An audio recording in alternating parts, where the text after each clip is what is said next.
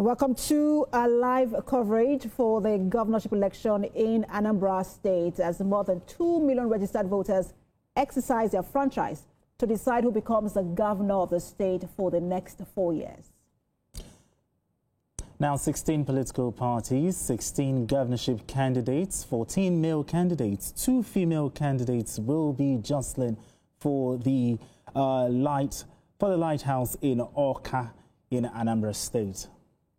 Now, 6,879 bimodal voter accreditation system have been assigned for this election. Let's give you the breakdown.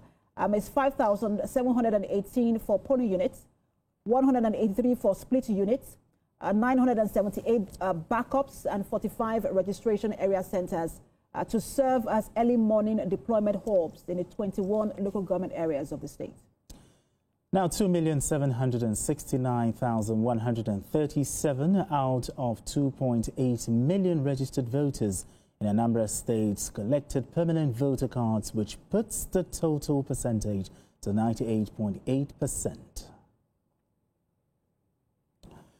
Okay, so this is Anambra Decides. All right, thank you so much, everyone, for joining us. I am Precious Amayo. This is Anambra Decides. My name is Benga Oreshegun. Welcome to Anambra Decides.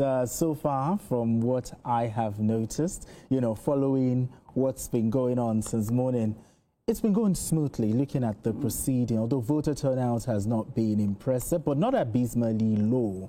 Security personnel have been doing all they can, but voter inducement, you've been hearing, a few here and there. In fact, both the governor and a governorship candidate did accuse, political parties of inducing voters. Exactly. Although we have EFCC officials there, but I don't know how effective they've been. Some would say that maybe the language or maybe the word that has been like very common is egoli. Like how much is it? How much is it? And I wish to see an election whereby the issue of voter inducement will not be a part of our election process. But as time goes on, let's just see how it's going. But so far, since morning, what you've been noticing, what have you noticed so far? So one of the things I think I've noticed is, again, the smooth running of the exercise. A lot of people, and this is the big issue for me, because this is what a lot of people have said, analysts have said. It is the first election being organized by the new INEC chairman. Albeit he came in a few weeks, planning has been made before he came into office. But it is still a litmus test for him. And people have said, look, they're watching out for efficiency. I think it was Young Africa that also talked about watching out for impartiality. I think there were 3 big issues they had mentioned. And this is really a big test for him. And so far, so good in terms of deployment of logistics, that logistical deployment that INEC usually have challenges with.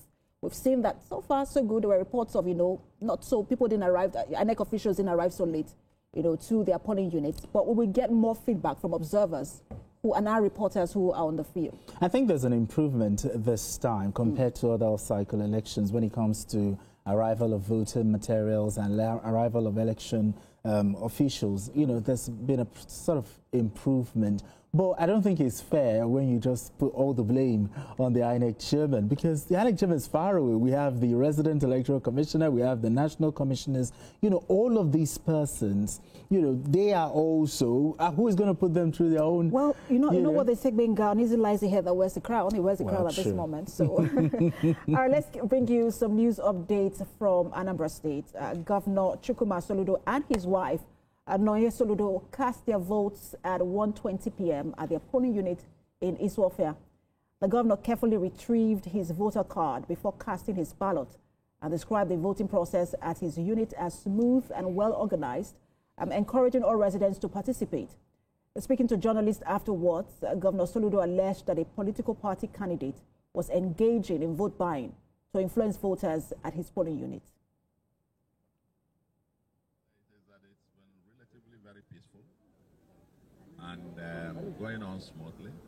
Some places, some glitches here and there, but like some polling units, I got a report in Olumbanasa that were not where the beavers just wasn't working. We're not working as expected. But all said and done, I think on the average it will be said to be going on smoothly and as expected. Deputy Governor of Anambra State, Onyeka Ibezim, also cast his ballot earlier today at his polling unit in Awka South local government area. He commended the exercise, which he described as smooth. Mine went on smoothly, okay? I came and I stood on the line, and it was quite commendable, the speed. But it's too early to make a general statement or conclusion on the whole process, okay? Mine is, I've not gone round, I am just here. My house is a stone throw from here, and you can see I came here with my wife. And all I can say for this center is that it's peaceful. What we want to say that for us, it's a litmus test for the new INEC. The world, not just Nigeria and not just Anambra, is looking at INEC. I think the whole satellite is focused on Anambra State for you to get it right. This is not the first time INEC is trying beavers in Anambra and all that. The other time they tried it, it was a big success for us. All right, another governorship candidate, Nicholas Ukachukwu, also voted at his polling unit in Anambra South Senatorial District. He alleged that they have been vote buying in some polling units monitored by their agents. From here and there, there'll be hitches, small problem here and there. There'll be security challenges here and there. But loudly, there have been vote buying. Vote buying. Specific. Vote buying. And then that has become the biggest menace that actually will shunt this country to a point of standstill.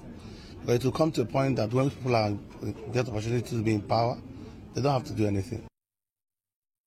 Despite these allegations, he asked voters to remain calm, law-abiding, and allow the electoral process to run its full course for credible results. To be part of a process that will move this state forward. Well, you see, when you're a candidate, you want to vote, they are called this kind of celebrative treatment. But from what I've been hearing from here and there, there'll be hitches, small problem here and there. There'll be security challenges here and there. What should be done right is for security agents to actually live up to the challenges. And then if they do, they can curb it. And if they do, it will make a lot of difference.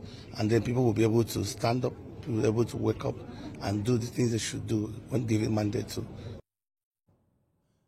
Governorship candidate George Moghalu voted at polling unit 17, Ward 1, Uruagu community in Nnewi North local government area. Mr. Moghalu arrived at the polling unit shortly after accreditation began, exchanging pleasantries with voters before proceeding to vote. He commended the smooth operation of the bimodal voter accreditation system and asked residents to remain peaceful and patient as the process continues across Anambra State. So far, voting in Nnewi North has been peaceful, with strong turnout recorded in several polling centres.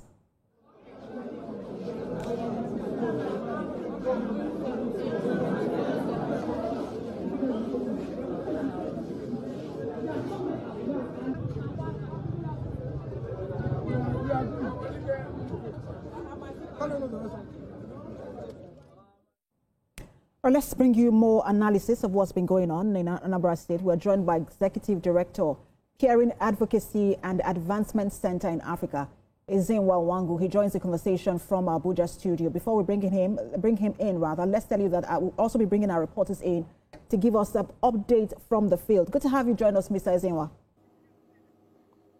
Thank you. Thank you for having me. So let's just begin by getting your assessment of what you've seen so far. Well, from all indications, it's looking good. Like I keep saying, election is supposed to be a festival, but it also has a process. So we can assess it from the opening of the polls, to accreditation and voting, and then to the whole gamut of results management. But where we are now is we can place some finger around how polls opened. We can also place some finger on accreditation and voting. But the most important aspect of this process is, of course, how the results are being managed, sorting, collation, counting, and then announcement of results. But overall, from reports that I've seen and from colleagues who are also on the ground, I think it's looking good. Now, looking at the voter turnout, are you impressed or are you disappointed? No, nobody can make a call on voter turnout right now. And that is perhaps the challenge that we see with the optics of election. If you look at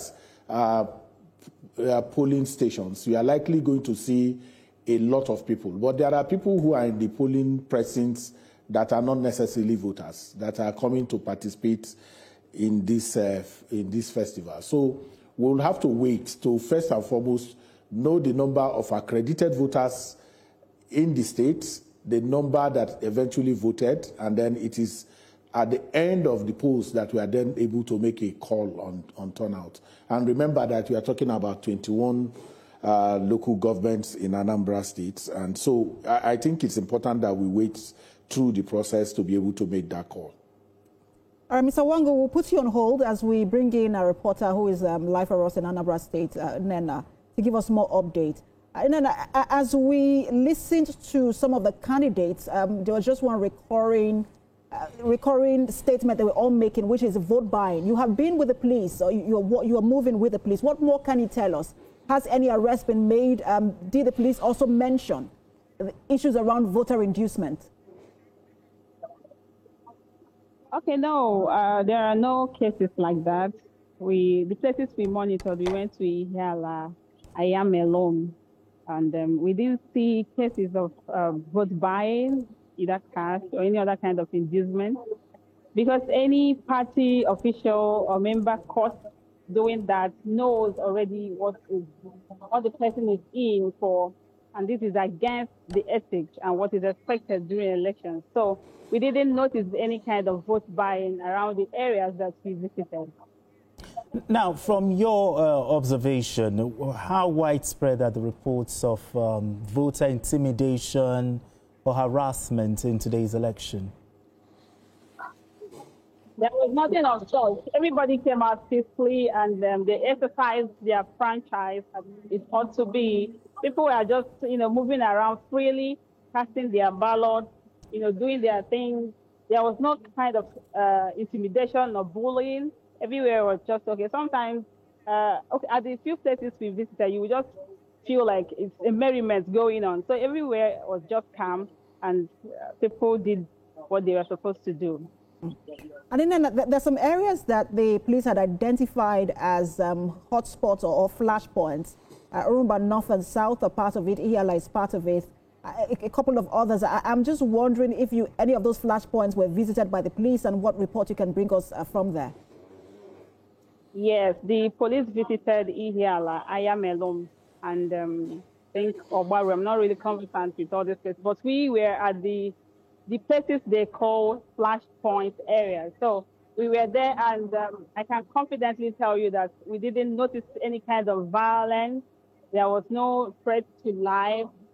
Everywhere was just peaceful. And the police already deployed about 80,000 officers for this election, and those areas had a good number of security personnel, both from sister agencies to police and all of that. So the whole place was filled with, security agencies, and everything was, the place was just peaceful and calm, as against what was reported. And one of the issues that we have sometimes, or we hear sometimes when it comes to election, is the complicity sometimes of police officers, even in some of these infractions, how is the police monitoring its own men? Because there are a lot of them, over 40,000, that it has deployed to ensure that they don't become complicit in some of these election infractions. Okay, like what we did today, we were patrolling, we are monitoring the places with the police. So as soon as we arrived to those places, we saw comportment from the personnel. We saw that there was orderliness from them. They weren't, misbehaving. They were just there to ensure orderliness and peacefulness of the, polls. Okay, looking at the demography, okay, how would you measure in terms of youth participation and the ratio of men to women? The youth actually come out to vote, or were they maybe somewhere playing football? There was low turnout of vote, youth, I must tell you. We can only see like women, the elderly came out very well in this election. Youth, I didn't see them. It's even this afternoon that I started seeing some of them, trickling in small. There was actually low turnout of voters earlier. So when we asked, they said some of these youth, they would wait till it's 12 before they would come and vote, so that some of them believe that they need to vote, stay there and ensure that their votes are counted. But I can tell you that some of the youth are not present in some of the polling centers that we visited. Okay. All right, thank you so much, Nana, for that update. Nana Gabriel live for us in Anambra State for a coverage of the election. Let's now turn our attention back to Abuja studio, where our guest is standing by. Abisaize Wawangu, thank you so much for holding on for us. You've gotten reports from, I'm sure you heard our reporter there speaking in terms of the conduct of security personnel themselves, the conduct of residents. Everything seems to be peaceful, and I'm wondering what you attribute this to. Will it be leadership? Will it be the residents? Or that INEC prepared sufficiently for this election? Well, election is a competitive exercise, and there are rules. If the umpire is able to stick and give fidelity to his own rules, it enhances the quality of the competition. But if you also have participants in the competition who are far away from reforms, like, the politicians that we have, but incidentally, the election in Anambra lacks that level of competition that you will expect. And the reason for that is that historically, the state has stayed in some sense with one political party. And so the level of competitiveness that you require is not there. Even in 2021, election day generally was peaceful. The threats that you had were from extraneous non-state actors who were working to frustrate and then see how they can subvert the process. But generally speaking, Anambra elections have been generally peaceful. Okay, let's also bring in a lawyer, Jimmy Abia, for more conversations on the developments in Anambra State. You're welcome to Anambra Decides. Thank you very much. Okay, how would you rate today's exercise, INEC's overall coordination? In your opinion, how would you rate it? Okay, well, the election is not, the process is not concluded yet, so we can't rate it overall. But from what we have seen, there has been, not just on the part of INEC, but I think the security agencies, they've done a good job in ensuring that there's peace, there's calm, and then that people can go out there and cast their ballots. So I think this is a step in the right direction. And we have seen that it seems, we can't conclude yet, but it seems that there might be more turnout in this election. Maybe not, there seems to be voter party, but the turnout would probably be more than what we had in 2021 during the election, the gubernatorial election in Anambra State, because at this time, the insecurity level has also reduced. So it seems this election might end up being one of those to account to say that it went well. Mr. Abia, shouldn't we be sort of ranking this election or rating this election against the number of registered voters, those who actually collected their PVCs, which is over 98%, and that's really high, and not against the last election? Because if you have maybe 20%, we will find out the numbers much later. But if you have, Young Africa has said they were expecting about less than 20%, but let's say they even do 25%. That's still very low compared to 98.8% of voters who actually collected their PVCs. Shouldn't that be the yardstick to rate it and then find out what the gaps are? Of course, there's no doubt that should be the yardstick. That should be the right yardstick to compare with. In the last election in 2021, there was about 10% of registered voters that turned out to vote. But why it's important to also compare notes with the last election is to see whether there has been some level of improvement, even if not as appreciable as we would have wanted it to be. But looking at what was and what is, to see whether there's some level of appreciation. Overall, I think if the number of registered voters does not go up to a certain percentage, we will still say that it's not yet uhuru, that more work needs to be done to get it up to from 50% and above. But I don't expect that in this particular election. Maybe something less than even 20%, but better than the last one in 2021. Now, looking at the demography, we just spoke with one of our reporters, and he said that there's still a low turnout in terms of youth participation. What do you think can be done to actually improve this? Because most of them will rather be on the field playing football instead of going out to actually cast their vote and exercise their right and determine who decides their future for the next 4 years. Yes, it's all about voter confidence. If the voters are confident in the electoral system, that's why it's important that the electoral management body ups its ante in terms of organizing the elections, and then all agencies involved in the electoral process, including the security agencies, will up their ante to ensure that the elections are free, fair, and credible. For instance, if we have this election, if this election happens to be have some appreciable level of being free, fair, and credible, then you find out that in future elections you will have higher turnout. For instance, the youth are people you would expect that if they voted, they will also expect that their votes will count. So if in previous elections they didn't get that, there's a sense of that things will still continue to be that way in future elections. So we have to get it right, and getting it right at one time will also yield something better in future elections.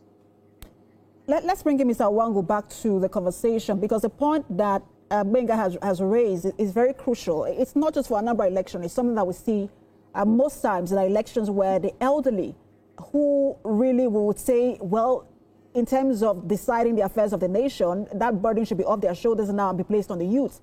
They turn up more for elections that will have young people. Is that a demonstration of faith in a democracy or lack of it?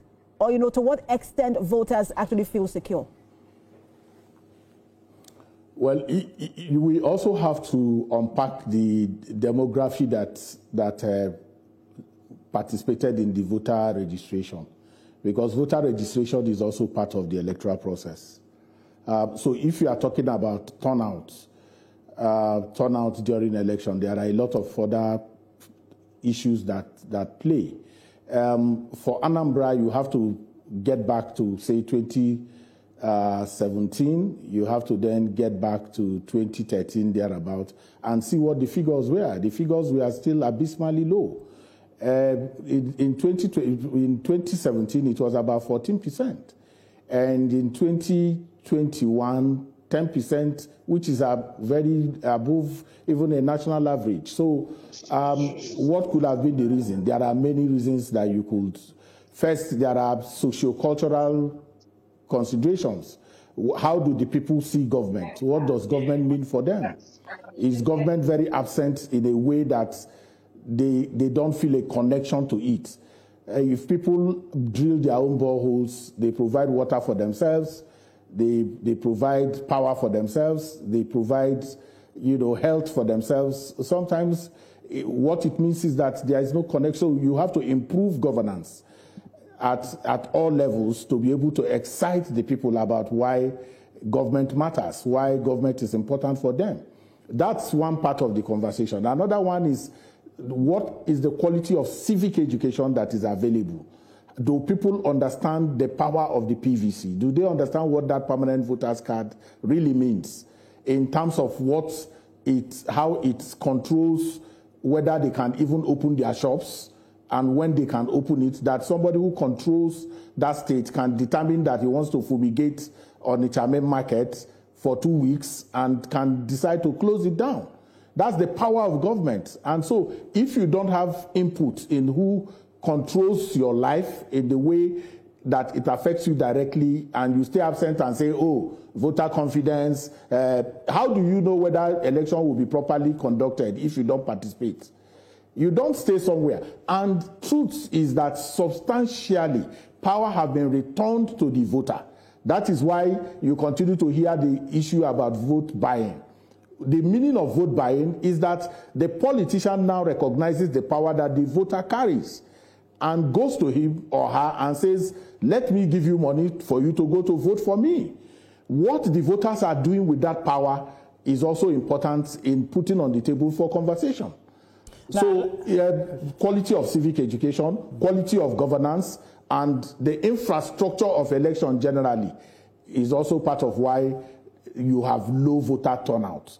Low voter turnout does not mean the same thing as apathy. Apathy will mean the whole gamut of the process, which includes voter registration. Why are people going to collect PVCs? Why are people going to register? They are told that the amenities that come to their community have something to do with their voting strength. And your voter's card is also an free identity card. If you want to have international passport, you pay money. If you want to have driver's license, you pay money. But if you want to have a voter's card, you don't pay anything. All you need to do is queue up and get it. So we have to de-incentivize a situation in which the people have no connection to their day-to-day connection with government, and make government more relevant for the people, especially in the Southeast geopolitical zone.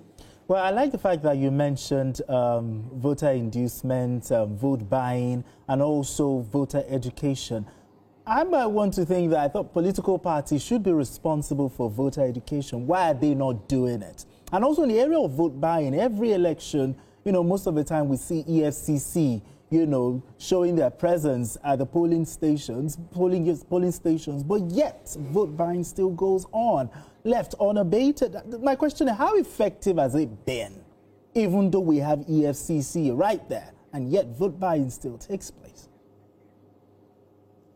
Well, the ingenuity of our political class needs to be studied, because they've taken voter inducement away from the polling unit area, and what the law covers is the polling unit area. If I transfer money to you a day before election, you can't possibly, under the current regime of laws, hold me responsible.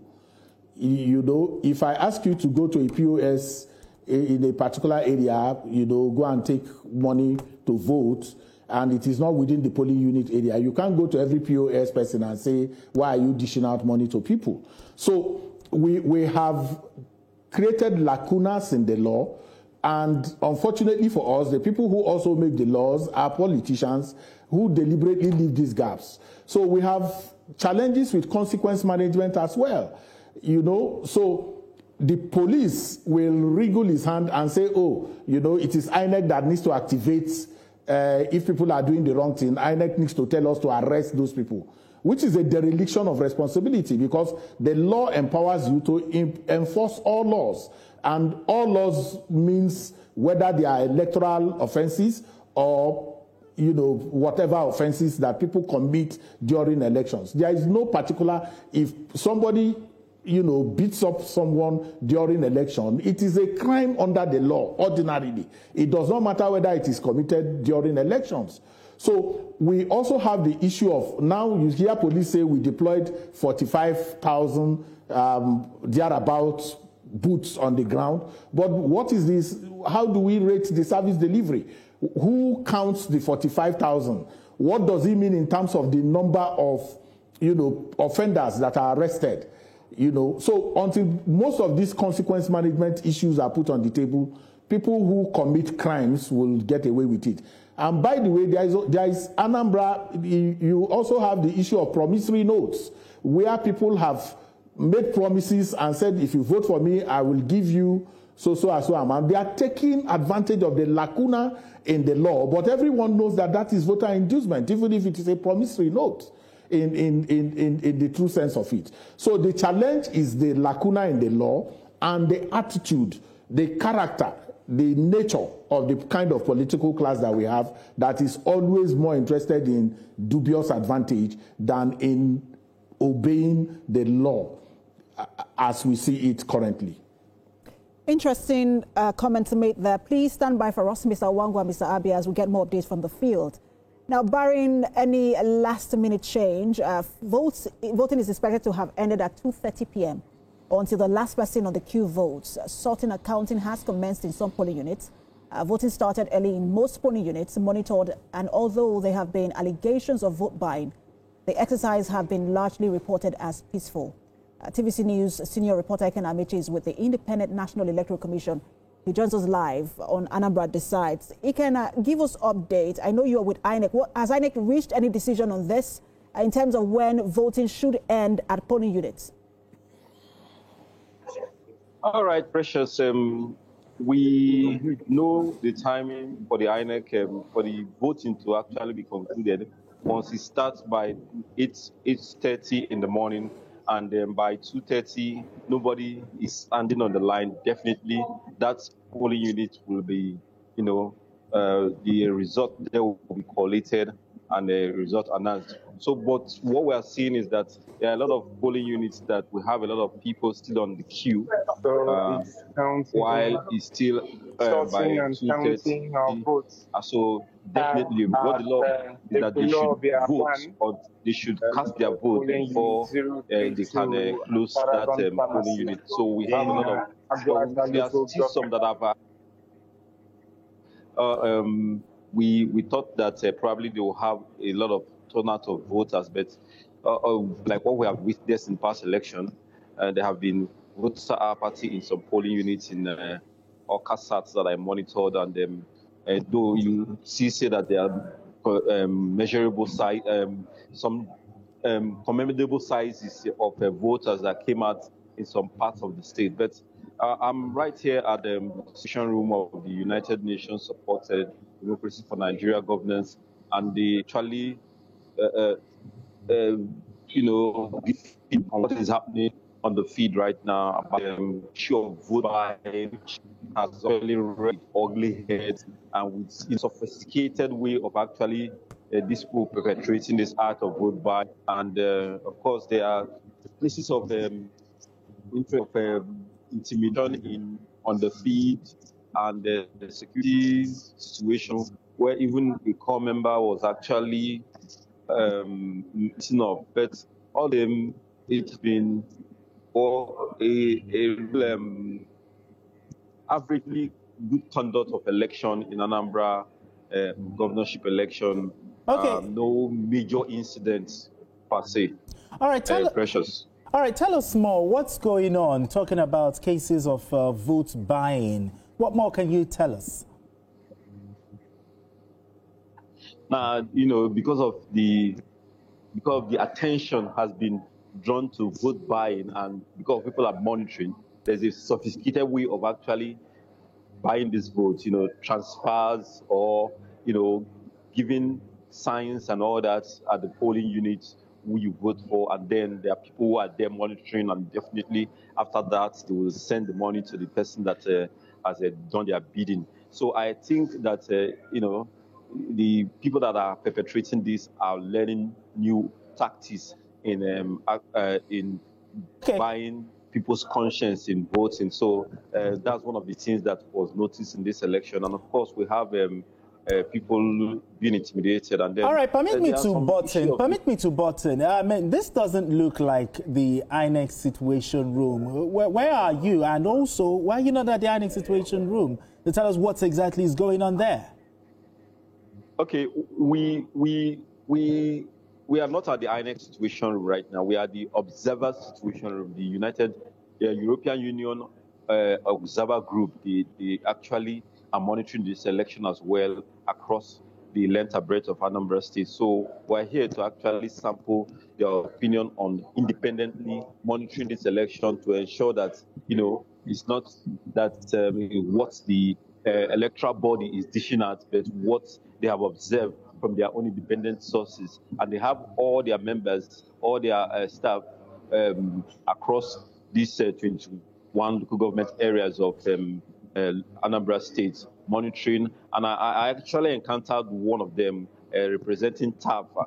She went to Mbauku, where we monitored the polls there, and she was there sending her report of what she has experienced on the field. So we saw that a lot of feedback from them, which are unfiltered, because they observed independently, and they're telling us that there are some places, even in a situation in Ihiala, there a police officer just ignited, exploded tear gas, for no just cause, and though it was brought into control, but it was actually scary when you have a tear gas in a polling unit or in an election. That spark fear when you know that those areas are actually called flashpoint area, like Ihiala, Aguata, Arumba North, and all that. And we actually had the DG of the National Youth Service Corps visiting units in Oka South here, and he expressed, optimism that the welfare of the corps members handling, the election as ad hoc staff are actually taken care of by the electoral body. And he was just monitoring and seeing that, assuring the corps members that their security is top notch and that they are taken care of, because they are always, a subject of some of all these attack and intimidation. All right, Ikenna, we will get back to you, I'm sure, because you are in a very strategic place where you have the observers. We'll get back to you to get their preliminary reports of events so far. But that's the senior reporter live for us at the situation where you have observers in Anambra State monitoring that election. But let's get back to our conversation with our guest. Let's now go to Mr. Abia. Mr. Abia, I'm sure you've been following reports from our reporters as well in terms of the conduct of this election. The candidates are saying one thing, but the observers and security agencies are saying a different thing. And sometimes I'm wondering if, especially in terms of vote buying, candidates have said they have seen other candidates inducing voters.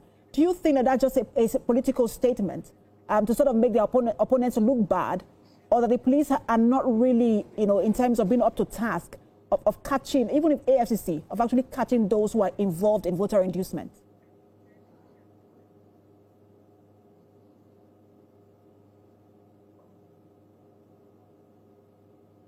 You would have noticed that even some reports actually mentioned that. But what you find out is that politicians have actually devised new means of doing this.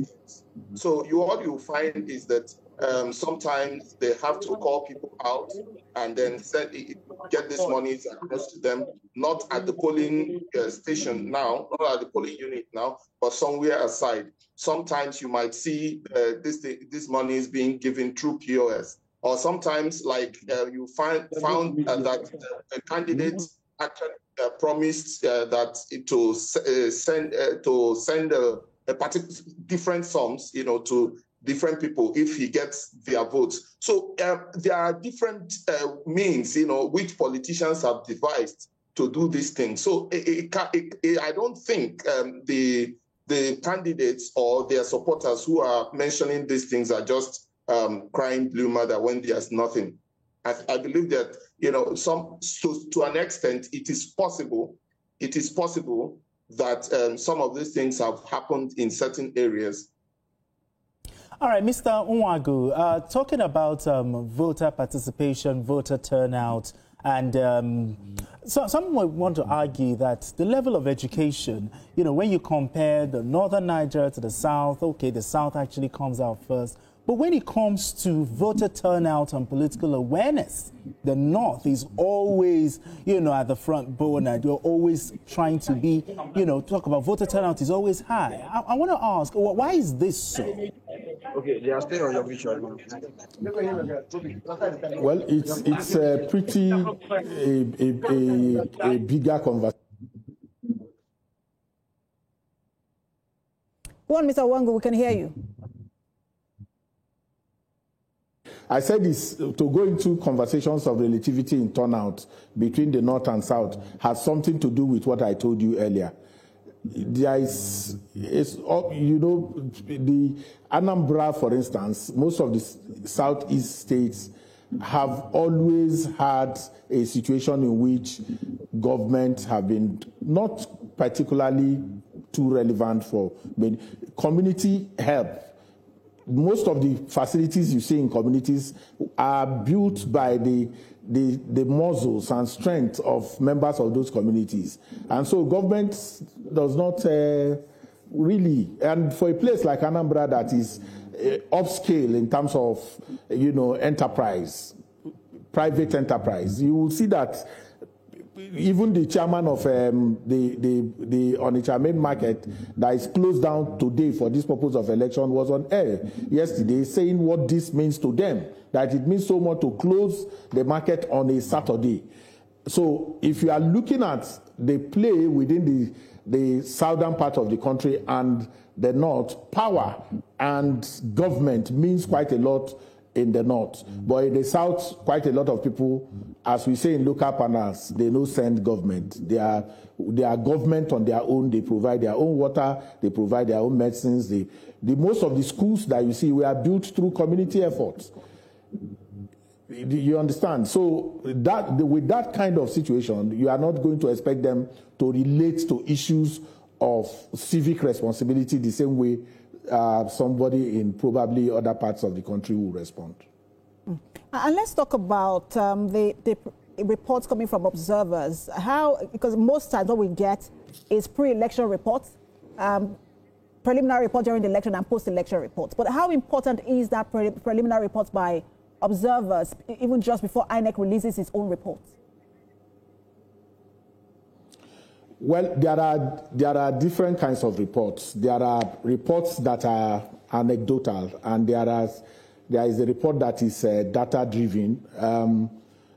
For instance, the one that IAGA does is data-driven, so it's based on statistics, and it can look at the polls and say in terms of percentage. For instance, IAGA is saying now that 49% of the polling stations opened by 7:30, which is an improvement from what it was in 2021.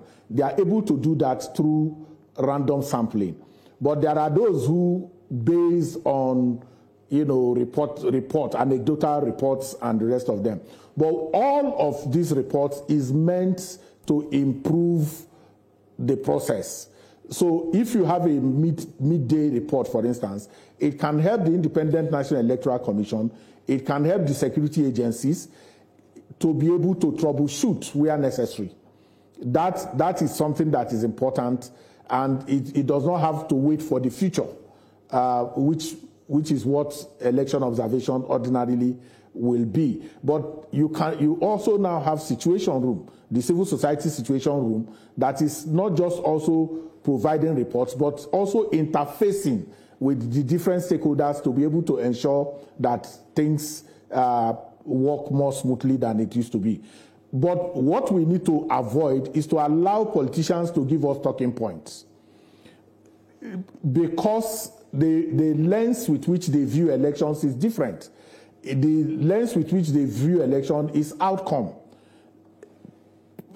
preferable outcome for them. If the outcome is positive for them, then the election went very well. But for the observers, they are process watchers. They look at how the different stakeholders perform their responsibility and are able to provide insight into what can be done immediately to ensure that things work smoothly, and also how to better elections in the future. So that's the difference. The relevance of election observation is to the extent that it is able to ensure that the different stakeholders behave responsibly in the immediate, and also to see how you can help shape things in the future.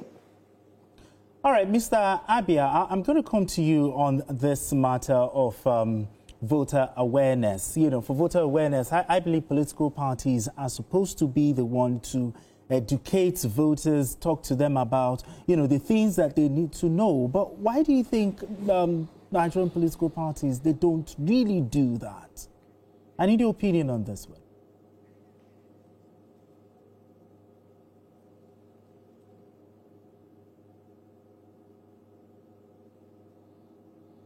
So that they can actually, they focus more attention on canvassing for votes than on actually educating the voters, because they feel that if you canvass for votes, they vote for you, not necessarily based on important indices in terms of what you have done so far, if you have been in office, and what you're going to do, or in terms of your manifesto, but simply the mere fact that they use other means to canvass for votes, tell the public that, because also, if you look at our elections, there's also this issue of identity politics and other factors that come into, other extraneous factors that shouldn't actually be the driving force for voting, that come into account when voters want to vote. So politicians, come out basing on these things, focusing on this messaging to the voters, instead of laying emphasis on the actual points relevant for voter education. For instance, how do voters conduct themselves on election day? What are the issues? What are the issues that are important for the voters, to take note of in terms of knowing what the electoral system benefits, what they can benefit from the electoral system and from the political system in general. So you find that political parties do not really want to do this. Then there's also the point of the issue of funding. Now, the people who fund political parties, because the system of funding of political parties is not through general contributions as it ought to be, there are individuals, usually individuals, big individuals who sponsor political parties, who fund political parties. And when they put their money out, what they put their money out is for simply getting the votes of the voter, and not exactly letting the voter understand the electoral system, understand his role in the electoral process, because possibly the politician also thinks that if these voters are well informed, they may take a different decision in terms of voting. So I think that is part of the reasons why the political parties do not take this function very seriously. Then again, it is not only the political parties that should do voter education. If you look at the various laws and even the Constitution. Now, you will also have the INEC as a body that should also do voter education. I don't know how much INEC of that INEC does. Then you also have the National Orientation Agency, which is an agency of government for national orientation, and you would expect that voter education, it should be one of the things they focus on. But I do not think that so far that the National Orientation Agency has actually taken this Mr. Abia, I know that you're making a very critical point. Please just allow us to put you on hold. So there are, first of all, Mr. Abia, just a minute. We'll let you continue your thoughts in just a moment. We need to get an update from the field. We understand that counting and sorting sorting and counting rather has started in some polling units. We want to bring in our senior correspondent, Solomon Ajiziogu, who is live for us, to just give us update. Solomon, this election in some polling units, we understand, is now at the critical stage where you find that the sticking points begin to come up, and politicians decide whether they want to pursue litigation or not. Just give us update as to the counting or sorting and counting process where you are. So I'm in Ekwulobia, one ward at Paragon Pharmacy, polling unit 032 in Aguata local government area of Anambra State. This is a funny polling unit of just 58 registered voters, and voting has ended. Counting and sorting and the verification of results by the party agents is going on at the moment. You can see by the side there some of the party agents signing the documents to show that they witnessed the voting, the counting, and all of it. It's amazing that you have a polling unit in a place like this, the Ekwulobia one. We were also at the Ekwulobia 2, where you have two polling units. One had 65 registered voters, and the one beside it, polling unit 003, had over 1,400 registered voters, while the other one has just 65. And we wonder what disparity in number that represents. But as it is, the 58 registered voters, if all of them voted here, the voting has ended. The counting, sorting and counting has also ended, and the party agents are taking the record of the result. If you would allow me, I'd like to call on the presiding officer if he will be willing to talk with us to tell us how it went here. Presiding officer, well, I guess he has, he just took a walk, but once he comes here now, I will be able to talk with him. But what has happened here is that the party agents appear to be satisfied here in Ekwulobia, one ward, Paragon Pharmacy, polling unit 032, where 58 registered voters have cast the ballot. I would have loved to have him tell us if it was the entire 58 of them that voted here. But it's one of those polling units where you have a very small number of people, when in some other places, polling unit 003 in Ekwulobia 2, that has 1,400, and the one in Usuopia in polling unit 002, where the governor voted, that has more than 900 persons. We understand that in INEX systems, once you have more than 500 registered voters in a place, there is always this attempt to split it to give them more polling units in those places. Well, the presiding officer is here, who oversaw the voting here. Please come closer. Who oversaw the voting here in Ekwulobia 1, polling unit 032. Can we get to meet you?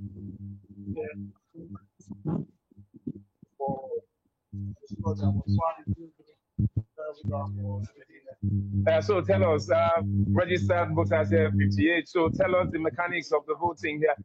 Yeah. Okay, the voting here was very nice, smooth, and entertaining. We had 58 registered voters. The turnout was very poor.